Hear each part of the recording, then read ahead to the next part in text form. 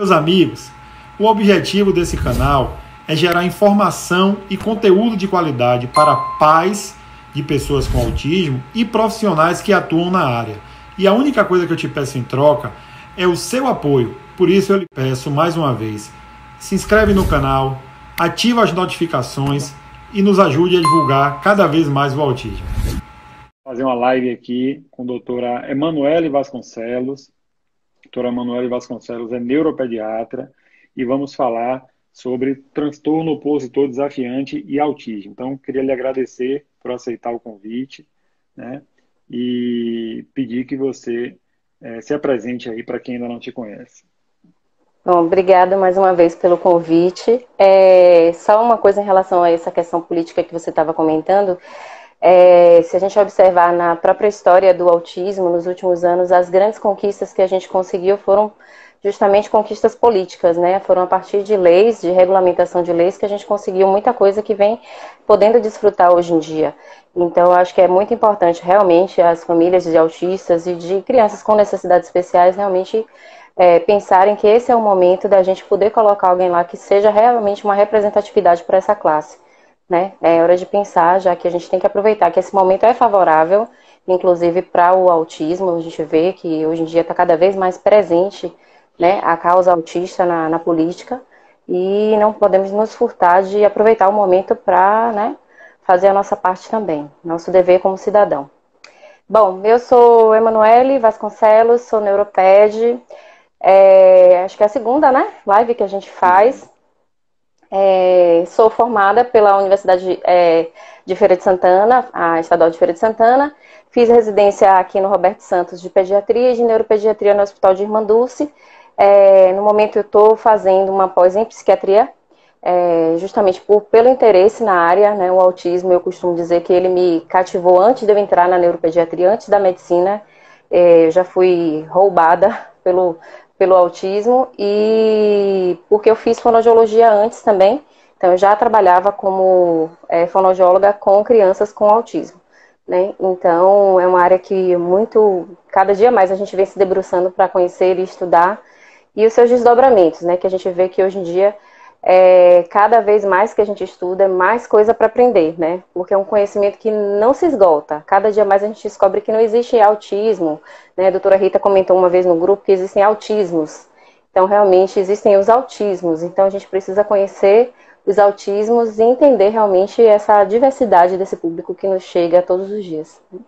Estou muito feliz pelo convite, só não vou poder fazer o sarau hoje, porque... Amarelou, você amarelou. Não, hoje eu tô... Não, eu tô com uma crise de sinusite atacada desde quinta-feira. Chega, eu tô congestionada, e aí hoje não vai rolar.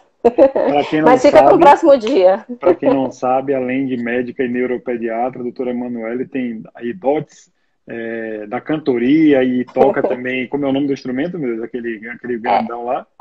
Violoncelo, o cello, né? Pois é. Enfim. Tô aprendendo. Mas eu tinha dito para ela que ela ia no final fazer, cantar e tocar. Ela disse, mas aí hoje amarelou. Mas vamos deixar para a próxima. Vamos fazer um aí. Não, eu vou fazer o seguinte: quando eu acabar minha aula, quando tiver a apresentação do curso de canto, eu mando o convite para vocês assistirem. Vou postar aqui no grupo para todo mundo assistir lá. A gente tem que ter um momento lúdico da vida. É isso aí. Deixa eu cumprimentar algumas pessoas que estão aqui. Estou vendo aqui o Iranei, Cíntia da Almeida, Fredson Barreto, Demétrio Oliveira, Andréa Passos, Miriam Caldas, Fono Michele, Milena Macedo, Carlos Júnior, Lang Lang, que está sempre aqui também acompanhando, Sabrina, que é neuropediatra, sua colega, e Camille, Ica Juliana, enfim, Marcinha, estou vendo aqui do Arquiautismo, Renilda, minha esposa Priscila está aqui também, Cláudia Ribeiro, minha amiga, enfim, tem muita gente aqui. Cadê a Thaís? Não entrou ainda não? Rapaz, eu acho que Thaís ainda não. Minha mãe também tá aí, ó. Hoje o povo tá. Juliana Franco, enfim. Mas, ó, José Carlos, me conte aí, Cíntia, você formou em feira, mas você é de feira? Não, eu sou daqui de Salvador. Eu tô perguntando eu só porque fui... Cíntia da UFES, né?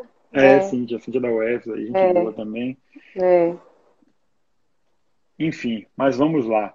Eu Vamos. queria que você explicasse primeiro, para quem está chegando e quem não sabe o que é TOD, né, o que é transtorno opositor desafiante, o que é o transtorno opositor desafiante. Bom, é importante dizer que são transtornos diferentes, né? O que a gente chama hoje em dia de comorbidade do autismo, né?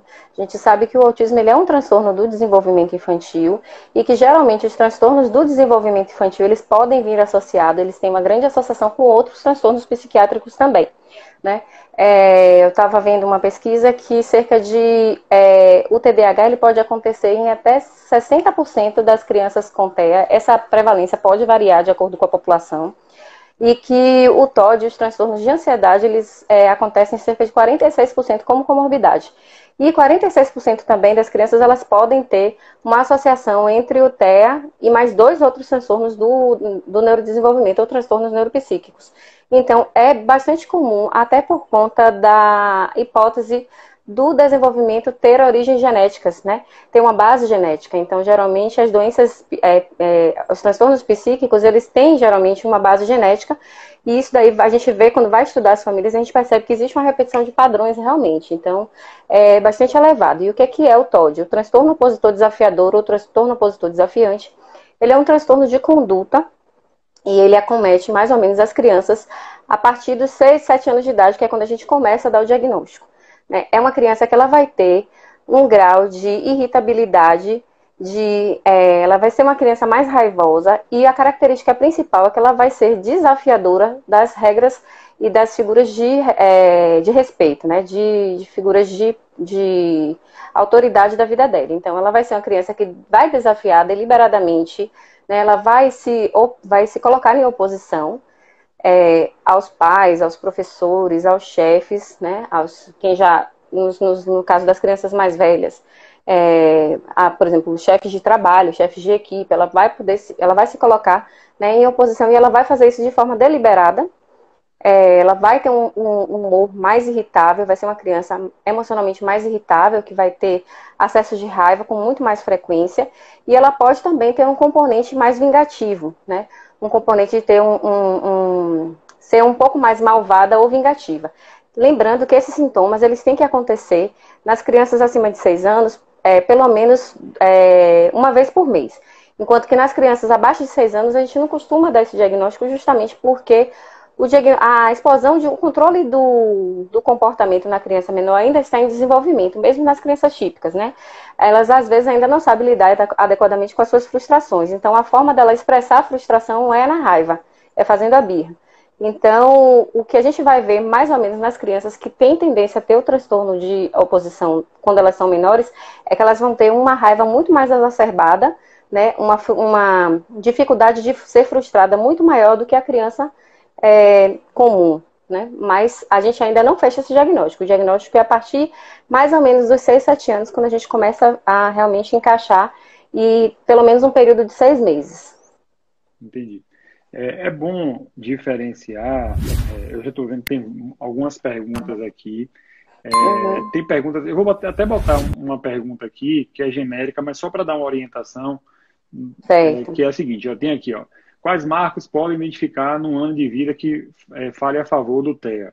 Aí tem uma outra pergunta aqui, que tem um filho de 2 anos e 5 meses que fala poucas palavras, estou com tanto medo.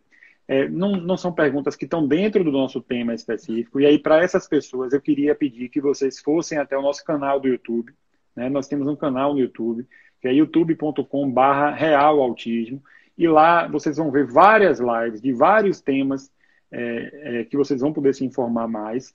Inclusive tem um vídeo meu, que eu acho que pode ajudar muito, quem tem dúvida, por exemplo, se o filho tem autismo ou não tem autismo, né? Apesar de eu não ser médico, eu acho que esse vídeo pode ajudar. Então vai lá no youtube.com/realautismo e tem um vídeo meu que, salvo engano, o título é Meu Filho é Autista? Dá uma olhada nesse vídeo, porque dali vocês vão poder tirar essas dúvidas. Eu queria que você explicasse qual é a diferença do transtorno opositor desafiante, né, para a criança que tem um limiar baixo, né, por exemplo, tolerância e que se irrita fácil. Porque vai ter a criança que se irrita fácil, que é o brigão, o teimoso, como tem as pessoas típicas né, que são assim, e tem o transtorno. É algo mais acentuado, é algo mais recorrente, esse limiar é muito menor. Qual é a... Me contem aí, me conte aí. Isso. Existe realmente a criança, né, que ela é mais irritadiça mesmo, que ela fica mais raivosa com facilidade, ela tem uma instabilidade de humor maior, e que a gente chama até, assim, popularmente tida como criança birrenta, ou que é até uma criança mal educada, ela é conhecida como uma criança mal educada, que não tem limites, né? Mas a criança que tem o transtorno opositor, ela realmente ela exacerba essa raiva, essa irritabilidade, essa explosão de raiva por coisas que não são necessariamente um motivo para aquele grau de explosão, né? E o importante é a gente considerar que uma coisa, por exemplo, diferente é que normalmente a criança com transtorno opositor, ela não é agressiva, ela não vai agredir o outro. Isso aí é interessante a gente poder fazer essa diferenciação, porque a gente tem muito menino autista que tem uma agressividade por conta da dificuldade de leitura de regras sociais, né? A forma de expressar, às vezes, a parte emocional dele pode ser exacerbando através de agressão, chega até autoagressão, né? A heteroagressão e a autoagressão, muitas vezes, inclusive, por conta até de questões sensoriais mesmo, que a gente sabe que o autismo tem, né? Essas questões de limiares a dor alterado, que ele pode estar fazendo autoagressão como uma forma de colocar para fora essa raiva. Mas a criança com TOD, ela não é agressiva com os outros. Isso daí é uma coisa que a gente vai diferenciar, inclusive, de outros transtornos do comportamento, como o transtorno de conduta, que é um transtorno um pouco mais grave, que acomete geralmente crianças maiores também, né? Mas a criança que ela não tem o TOD, que ela é só uma criança mais irritadiça, ela consegue alcançar mecanismos para conseguir controlar essa raiva com o desenvolvimento. A criança que tem TOD, ela não consegue isso, mesmo com o desenvolvimento neurológico, ela não consegue estabelecer isso. E uma coisa importante também é que, às vezes, essa figura de autoridade é apenas uma figura, por exemplo, restrito mais a um ambiente, né? Aos pais, por exemplo. Mas ela é uma criança que respeita, por exemplo, o professor, respeita o coordenador da escola. Isso daí vai ter graus também. Então, a partir do momento que esses graus vão ficando mais graves, mais severos, essa falta de respeito à figura de autoridade, ela vai se disseminar para outros ambientes da criança. Então, isso é importante que a gente faça essa comparação, porque geralmente é diferente, por exemplo, do TDAH, que a gente costuma dizer que quem é hiperativo em todos os ambientes. Às vezes, quem é TOD, ele pode ser TOD só no ambiente em casa e mesmo assim respeitar a figura de autoridade na rua. Então, a gente tem que fazer essa diferenciação. Mas no frigir dos ovos, o que importa é que sempre tem que haver um comprometimento funcional dessa criança, seja social, seja emocional, seja escolar. Ela vai ter prejuízos por conta desse comportamento mais irritadiço, mais malvado. A gente costuma dizer que tem 3 características principais, que é a característica emocional, desse humor mais irritado, tem a característica comportamental, que é isso de desrespeitar deliberadamente, de questionar, de desafiar. Algumas vezes ela, inclusive, não assume a culpa dos seus próprios erros, né?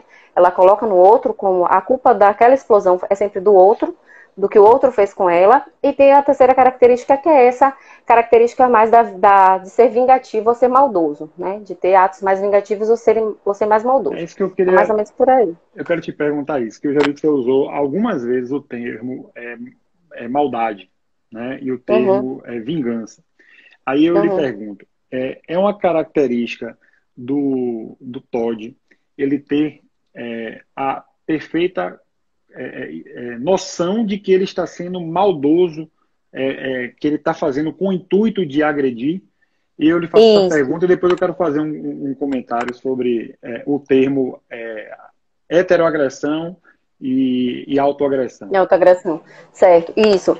A criança que tem o TOD, ela tem noção do que ela está fazendo. É diferente, por exemplo, de uma criança que tem um outro transtorno que a gente conhece como transtorno explosivo intermitente ou disruptivo de humor, que ela vai ter aquela explosão e que ela pode ter uma atitude malvada ou ter uma atitude vingativa, mas ela está à flor da pele, digamos assim, né? Ela não tem essa consciência. No caso da criança com TOD, não. Ela tem a consciência e mesmo assim ela tem esse ato mais maldoso ou vingativo. Então as pessoas com autismo que têm deficiência intelectual não têm TOD? Não. Não, porque aí elas não vão ter essa consciência do mal que está fazendo, né? Ela vai ter essa dificuldade de perceber, até por conta da quebra, né, da falha da teoria da mente, que o autismo já tem também, vai ter essa dificuldade de perceber e se colocar no lugar do outro. Então, tem um pouco mais de dificuldade, então não pode ser considerado como um TOD. Apesar de que algumas vezes é mais comum o TOD em associação com os casos de autismo leve, né? Que a criança ela vai ter o autismo leve, então ela tem uma certa leitura do outro, ela tem um certo desenvolvimento de teoria da mente, claro que ela vai ter as suas falhas, mas ela consegue perceber o outro e ela consegue analisar o seu próprio comportamento, né? Eu quero lhe fazer uma observação, eu vou fazer essa observação porque nós já temos uma relação de amizade, praticamente, e de jeito nenhum isso aqui é para lhe corrigir, porque não é de jeito nenhum, até porque eu nem tenho condições disso. Mas eu achei muito interessante, eu estava conversando com o Luiz Humbert sobre isso, e aí eu falando com ele sobre autoagressividade e heteroagressividade. E aí ele falando, quando ele falou, ele, em vez de falar autoagressividade, ele falou autolesão. Em vez de ele falar heteroagressividade, ele falou heterolesão. E aí me chamou a atenção, eu falei, Luiz, por que você está falando heteroagressividade, ou heterolesão e autolesão? E ele me falou uma coisa que me chamou muita atenção. E a partir daquele momento eu procurei mudar de não falar dessa forma. Por quê? Porque ele falou o seguinte, Léo, quando a gente fala agressividade, quando alguém é agressivo com o outro, ele normalmente faz com a intenção de. Eu faço aquilo com aquela intenção. E os casos de autismo, muitos, né, a maior parte, fazem isso por questões sensoriais, fazem por uma questão da condição do autismo. Então, ela não tem a intenção de agredir ninguém. Então, quando a gente fala autolesão ou heterolesão, termina que o sentido é o mesmo, né, dela buscar, dela terminar causando uma lesão, porém é dissociado, não tem nada a ver com a agressividade, porque não agride, o objetivo e nem a intenção e a percepção não é essa. Então, quando você falou disso, aí depois você falou da questão do TOD, já o TOD não. E parece que é uma característica intrínseca do TOD querer de fato machucar, querer de fato agredir. Não é isso? Agora é isso. A diferença é que o TOD geralmente ele não parte para agressão física, né? Ele pode até agredir por verbal, agredir quebrando coisas, mas não é o comum dele. Geralmente as explosões de birra são explosões mesmo de raiva, de gritar, de se jogar no chão e tal, mas ele não vai ter essas atitudes mais físicas, né? Esse confronto mais físico, como a gente pode ter no transtorno de conduta, por exemplo. Então seria essa diferenciação. Essa questão conceitual, ela varia muito por conta da literatura também, né? Eu concordo, eu acho que a agressividade dá um viés, assim, de ser deliberado, né? De ser algo que foi realmente proposital ou é de reconhecimento como próprio. E lesão, talvez não. Eu concordo, eu acho que eu vou mudar agora a forma de... Não, eu falei isso porque eu sei que... falar. Porque eu sei exatamente que você, como eu, não está preocupado, sabe, com aqueles milímetros, aquela coisa de... não, isso aqui é para aprender mesmo. E eu achei muito interessante com certeza. Essa observação de Luiz, porque... Vou até tirar a pergunta aqui para continuar falando sobre isso. Eu achei muito importante essa observação de Luiz, porque nós, pais que estudamos mais, que somos mais preocupados com a questão mais didática, entendemos que o objetivo da criança com autismo, ou do adolescente com autismo, não é machucar ninguém. Não é machucar. Só que para a sociedade em geral, e eu não me ligo muito em questões de terminologia, eu não sou muito apegado a isso não, mas para a sociedade em geral existe uma lenda, vamos dizer assim, né, de que o autista ele é agressivo, que o autista bate. Então quando a gente traz essa discussão à tona, né, quando a gente já fala sobre isso, já fica muito claro para as pessoas que não conhecem o autismo, que não é uma agressividade, que é uma condição, né, para não terminar acontecendo um desastre que aconteceu agora nos Estados Unidos. Né? Aconteceu um desastre nos Estados Unidos que um adolescente de 13 anos foi alvejado com diversos tiros pela polícia porque ele estava em crise. E a mãe chamou a polícia, na verdade a mãe não chamou a polícia, a mãe chamou o serviço de saúde, mas como lá é integrado, terminou acontecendo esse desastre. Então, eu vi, acho que foi você até que postou nas suas páginas, não foi, sobre isso? De como o Serviço de Segurança Pública está habilitado para intervir nessas questões com as nossas crianças, que estão cada dia mais. Hoje em dia a gente tem visto cada vez mais a discussão do autismo na vida adulta, do autismo na adolescência e na vida adulta, né? Então a gente tem que estar com esses serviços preparados porque eles vão E estar aqui aí. na Bahia, né, Emanuele, aqui na Bahia Uhum. nós estamos com um ponto muito favorável, né? A Bahia tem uma Secretaria de Segurança Pública e uma polícia que é diferenciada nesse sentido, porque já tem quase 2 anos que nós temos uma parceria com a Secretaria de Segurança Pública e com a Polícia Militar.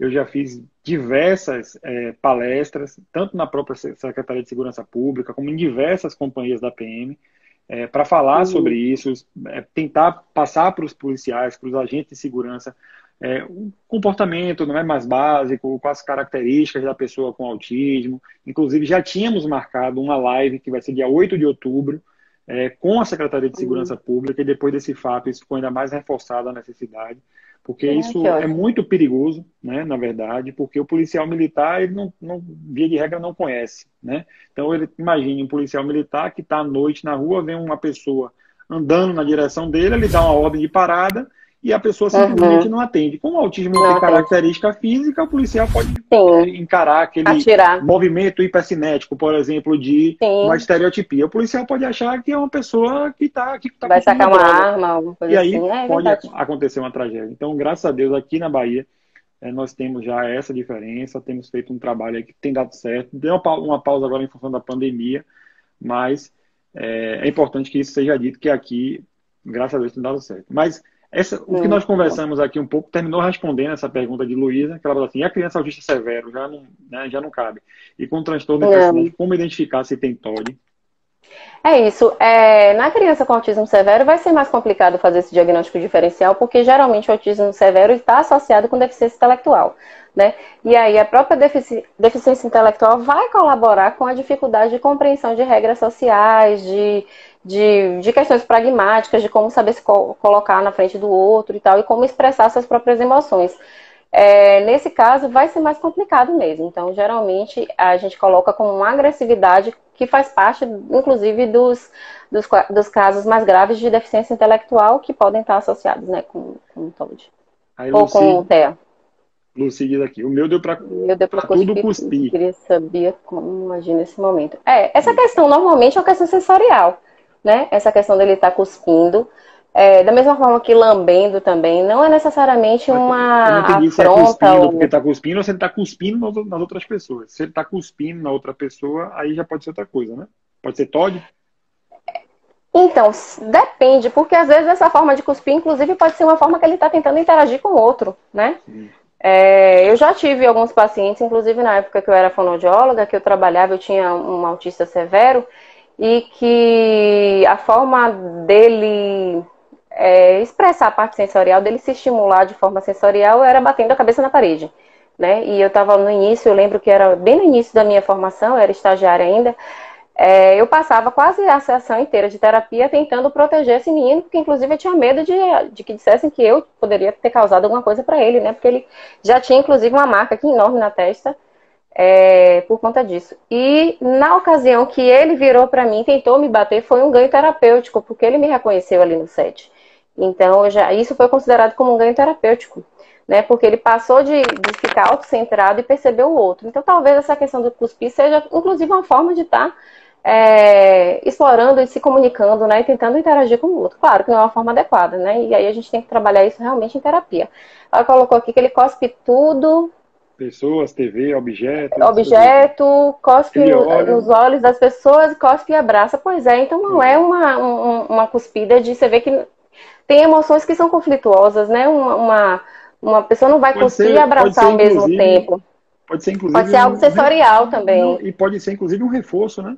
Porque, por exemplo, a mãe, Sim, eu não estou dizendo que é o caso do Lucy, pelo amor de Deus, mas a mãe sim. às vezes está ali olhando a televisão, tá não sei o quê, e o menino está ali e ela não está nem olhando. Aí, de Uhum. repente, Aí ele cospe cospe, nela, a menina, isso, pronto, ganhou atenção. A partir dali, ele entende aquele isso. mecanismo, né? Como um mecanismo para chamar a atenção da mãe. É perfeito, acontece isso também. Às vezes eles vão desenvolvendo comportamentos que socialmente são comportamentos inadequados, mas foi através daquele comportamento que ele conseguiu o reforço positivo, né? Que é o que a gente chama na ciência do comportamento, na psicologia do comportamento, esse reforçamento positivo, de estar ganhando a atenção da mãe e do pai, né? Estou vendo aqui que tem umas pessoas bacanas aqui, quer dizer, É. todas que estão aqui são bacanas, mas eu quero destacar algumas que estão aqui. Estou vendo aqui Cláudia Argolo, Vi aqui que a doutora Adriana Matos entrou aqui, não sei se ainda está, ou só fez entrar para dar um axé e saiu. Enfim, tem doutor Matheus também está aqui, Rita Ribeiro, né, Anne Fabrício, Graças, Poliane de Feira de Santana, fonoaudióloga. Você também foi fono antes de Foi, trabalhei lá em Feira também. Você e Fernanda. Você e Fernanda. Nós duas. Drica, Raquel, aí, enfim, muita gente bacana aqui. Deixa eu botar mais uma pergunta aqui, que eu vi aqui. Já tem uma pergunta de Macedo Milena que eu vou botar daqui a pouco. Macedo Milena deve ser Milena Macedo. Mas Tami ou Tami botou assim, como se trata o TOD? Excelente pergunta. Bom, o TOD, como um transtorno de comportamento, sempre a gente vai abordar, como o próprio autismo, a gente vai abordar de forma psicoterápica, né? Hoje em dia se entende que a melhor abordagem para as crianças com TOD, por ser alterações comportamentais, é a terapia cognitivo-comportamental, é a que tem mais evidência, mas algumas vezes a gente precisa realmente entrar com medicação por conta dessa agressividade, dessa agitação, ser muito intensa e atrapalhar, inclusive, o desenvolvimento na terapia. Então, a gente costuma usar as mesmas medicações que às vezes a gente usa no autismo, né? No autismo sem TOD, que são geralmente a risperidona ou o aripiprazol, a gente costuma usar também, no intuito de diminuir esses sintomas mais de agressividade, agitação, e esse baixo limiar de frustração também. Então, a gente sempre vai fazer o combinado, né, da medicação com a terapia, não pode faltar terapia. Aliás, não existe transtorno do desenvolvimento, não existe transtorno na psiquiatria que não precise de terapia, né? A psicologia, ela está em todos os tratamentos, e é o que eu costumo dizer, meus pacientes podem até sair sem remédio do meu consultório, mas com certeza vão sair com indicação de acompanhamento psicológico. Inclusive para as famílias. Uma coisa interessante do TOD é que existe uma variabilidade regional em relação às frequências de ocorrência, porque geralmente a gente tem mudanças de padrões, né, de famílias serem mais permissivas ou menos permissivas de acordo com questões culturais, né? Se tem a máxima de dizer que as crianças francesas não fazem birra, né? Tem até um livro que fala sobre isso, que a educação francesa é uma educação mais rígida, que a educação oriental é uma educação mais rígida, que a educação daqui da América é uma educação mais permissiva, né, que os latinos são mais permissivos. Então, isso vai variar um pouquinho, essa frequência de ocorrência, por conta da questão familiar. Então, a gente vê que nas famílias que são mais rígidas, né, a tendência é que a gente tenha até frequências mais elevadas, né, de ocorrência de TOD por conta da família. Aí não se sabe se é a família que também colabora com o desenvolvimento do transtorno,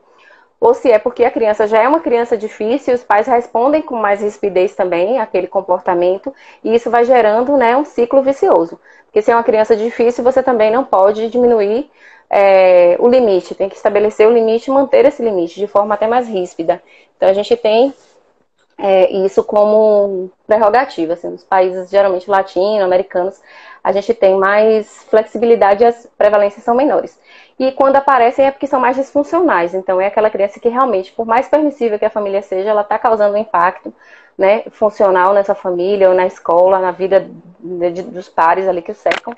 É importante, né? É interessante a gente ver essas questões culturais. Tô vendo que a doutora Adriana Mato não entrou para fazer só um axé e saiu, não. Ela tá aí, tá aqui, Neuroped Top. Inclusive, que honra, né? Inclusive, corrigiu a colega de cima, viu? Tô aqui para criar conflito, viu? Porque a de cima botou pé de neuro, a de cima botou pé de neuro top e ela botou Neuroped Top, dizendo assim, meu Deus.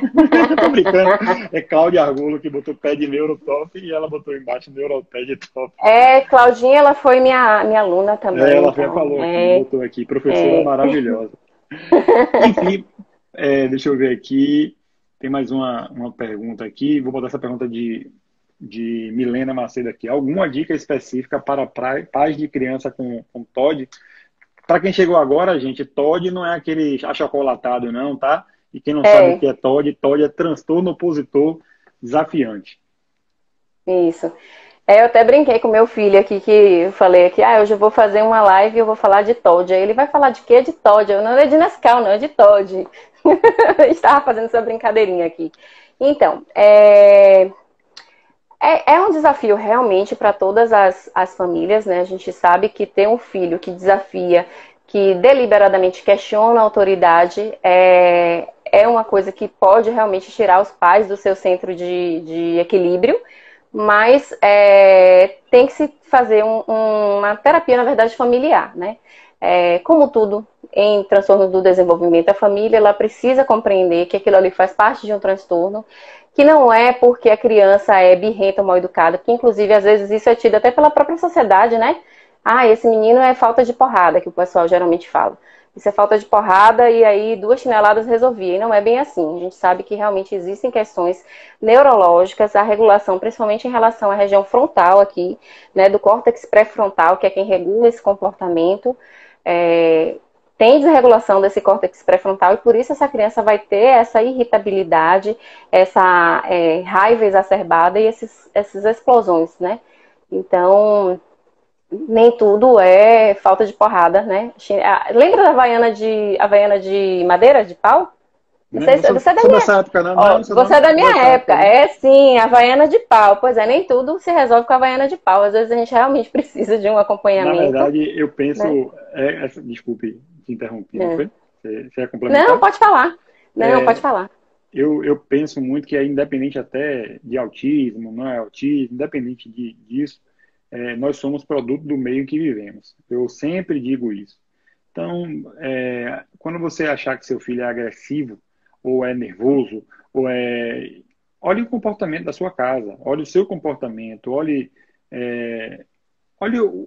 como é que está o ambiente da sua casa e pense se dá para ele ser diferente disso, certo? Se você... Isso.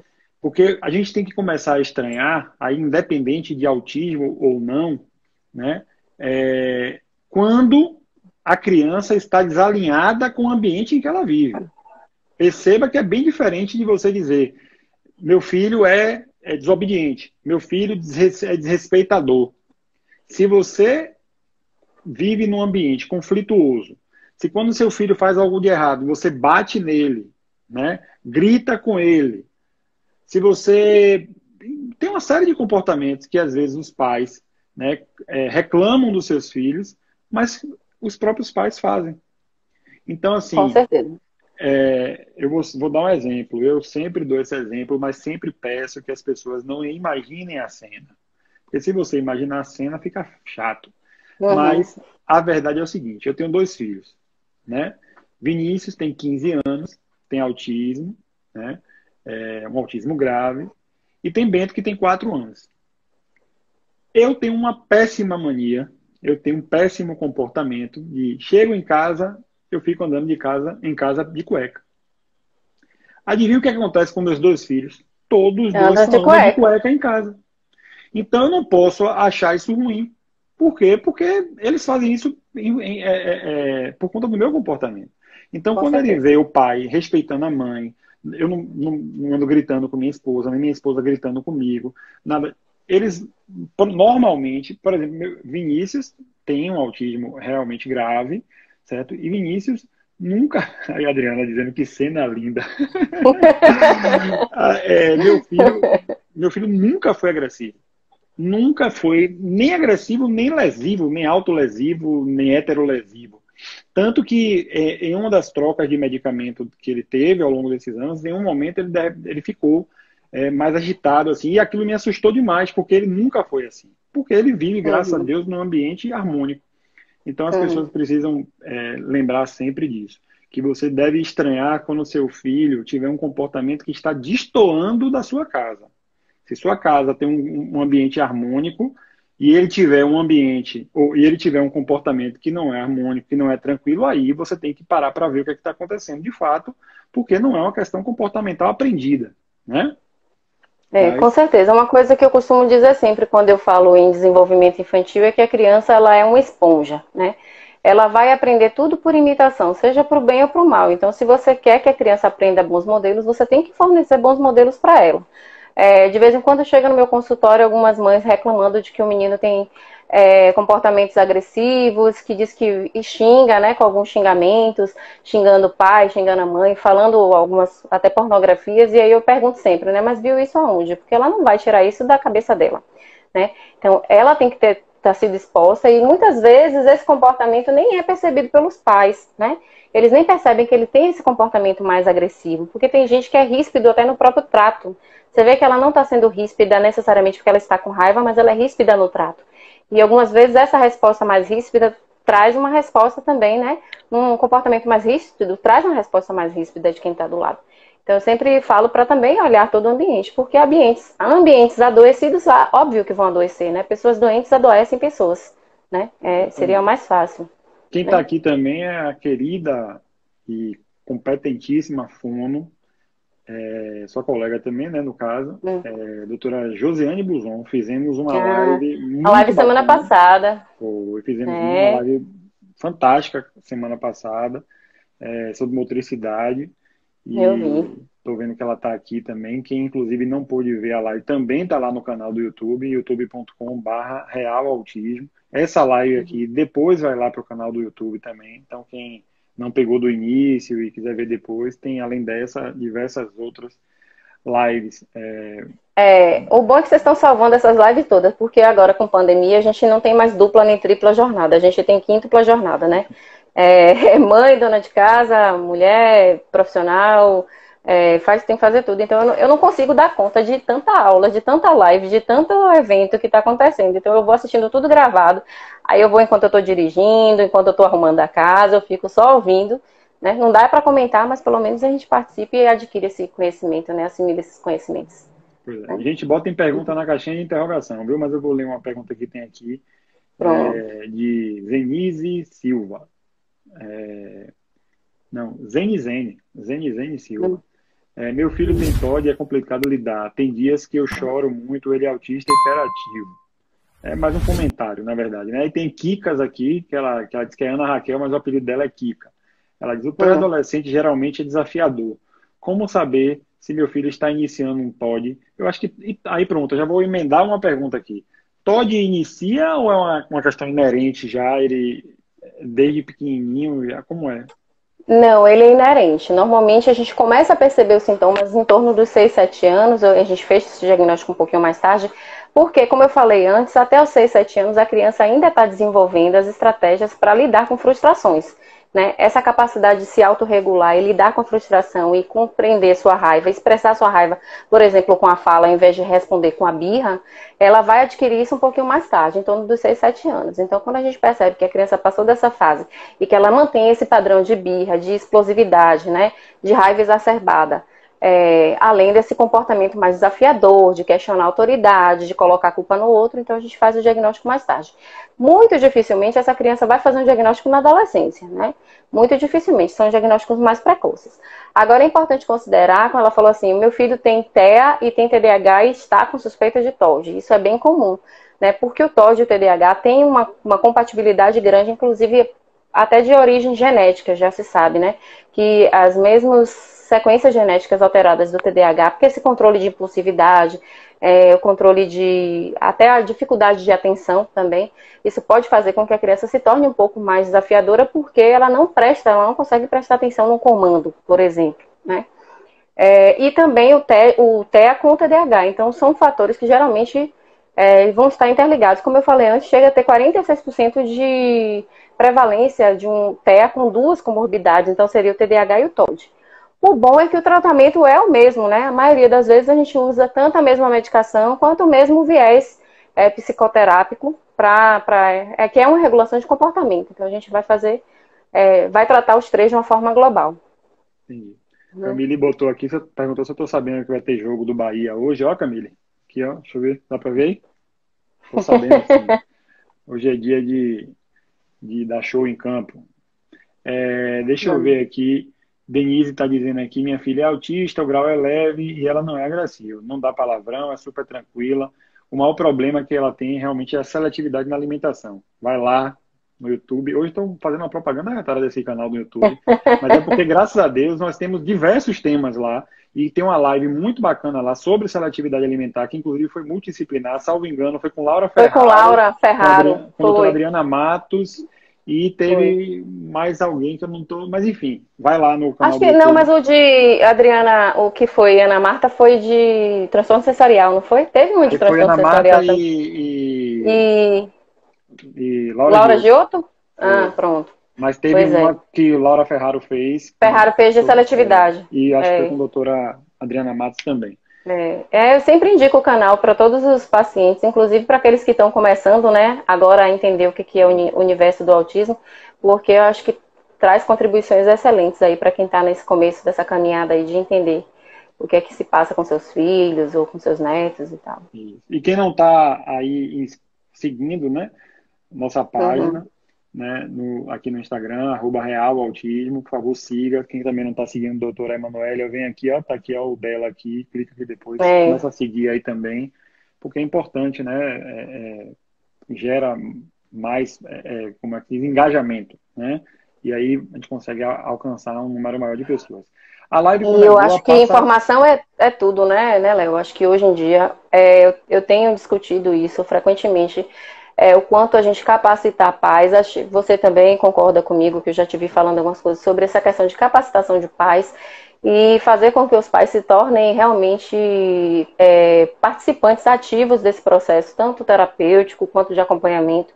Então, quanto mais instruídos, eu acho que a educação em saúde é o principal que a gente tem, que é a nossa principal contribuição. Eu acho que é como a gente consegue alcançar um maior número, né, de benefício, é quando a gente consegue fazer essa educação em saúde e tornar isso esclarecedor para os pais, para que eles possam replicar em casa.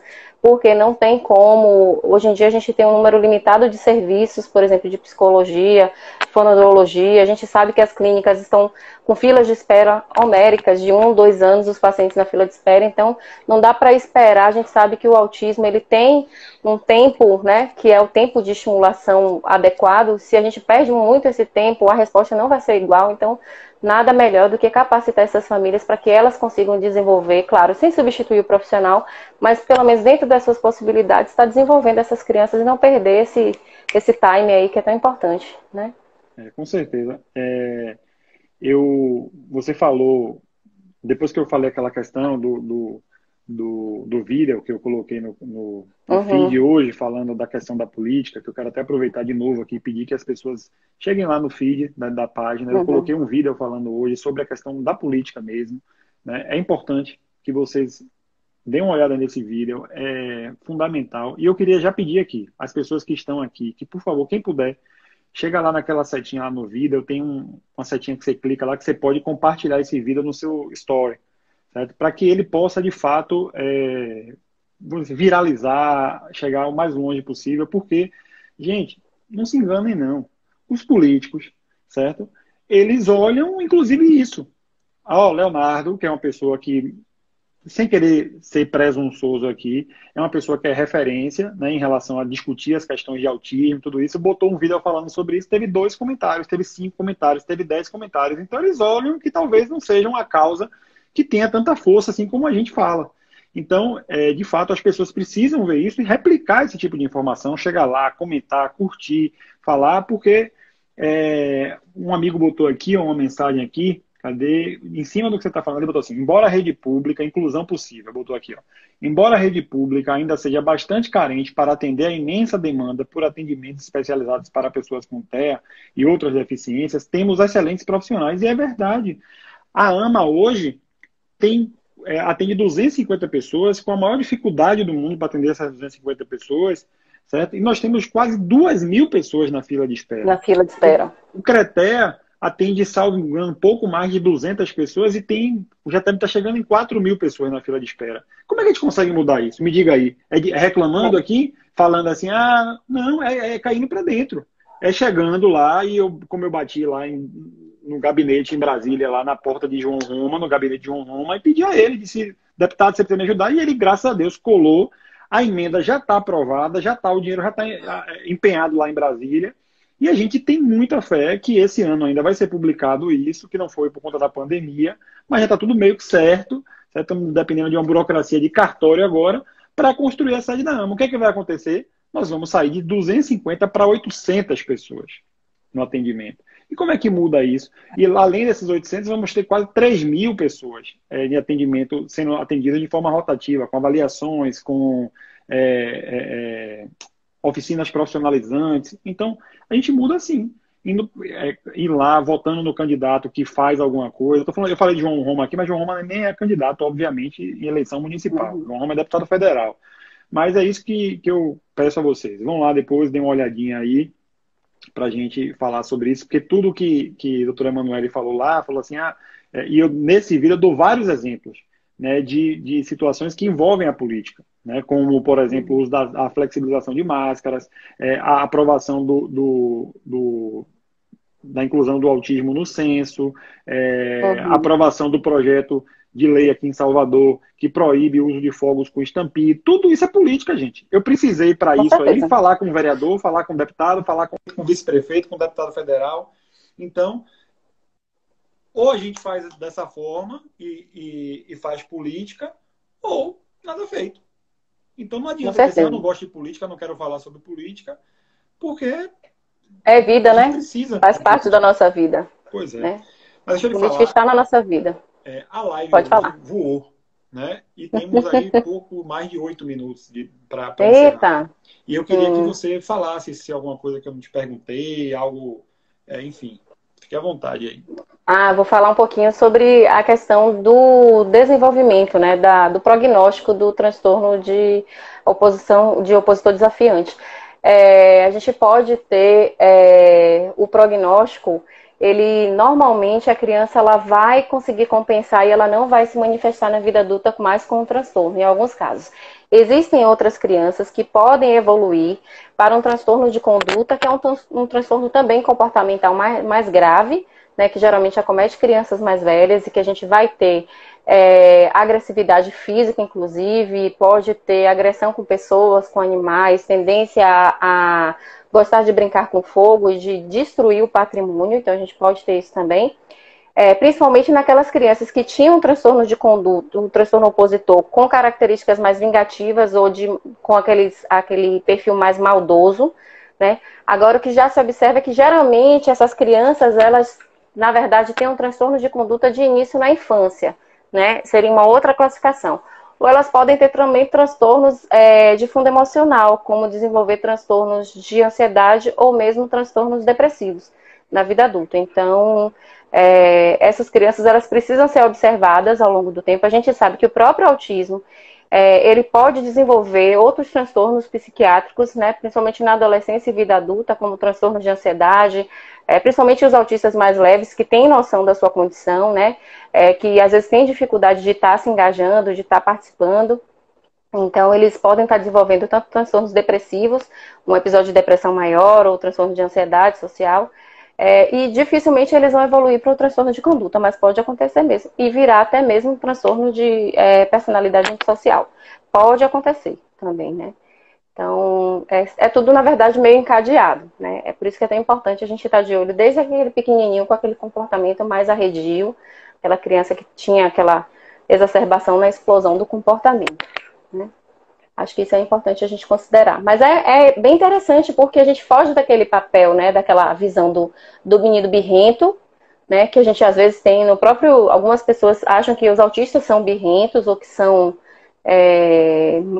agressivos, como você mesmo falou, que, né, existe essa falsa noção da comunidade, principalmente que não tem convívio tão próximo com autistas, porque é muito baseada ainda naqueles estereótipos mais antigos de autismo severo com deficiência intelectual severa também, que já tem aquela agressividade, né, maior, e isso vem mudando, inclusive nas redes sociais, que a gente vem observando cada vez mais filmes, trazendo realidades de autistas, né, leves, que não têm um comportamento agressivo, que não têm deficiência intelectual, então isso vem mudando, mas é um trabalho de formiguinha, né, como tudo em autismo, esclarecimento, esclarecimento, esclarecimento, estudo, e a gente buscando mudar esse pensamento, né.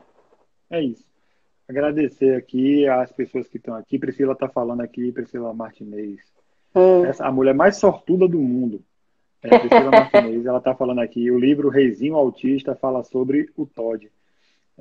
Isso.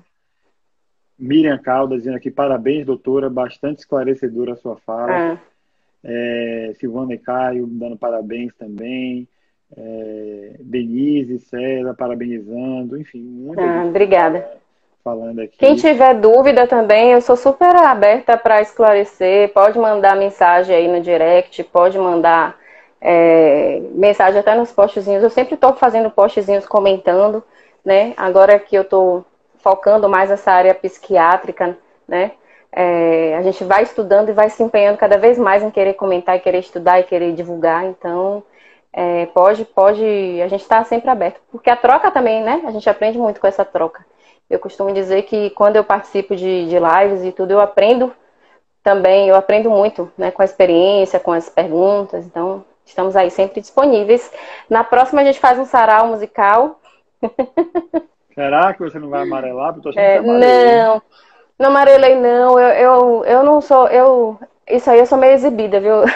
É? Eu não tenho problema.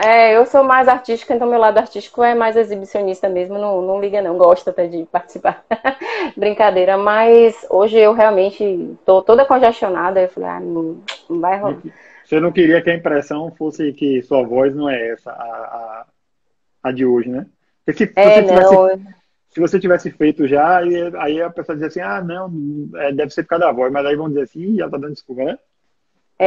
Não. Quando eu fizer, a gente vai ter a apresentação lá do curso de canto que eu tô fazendo.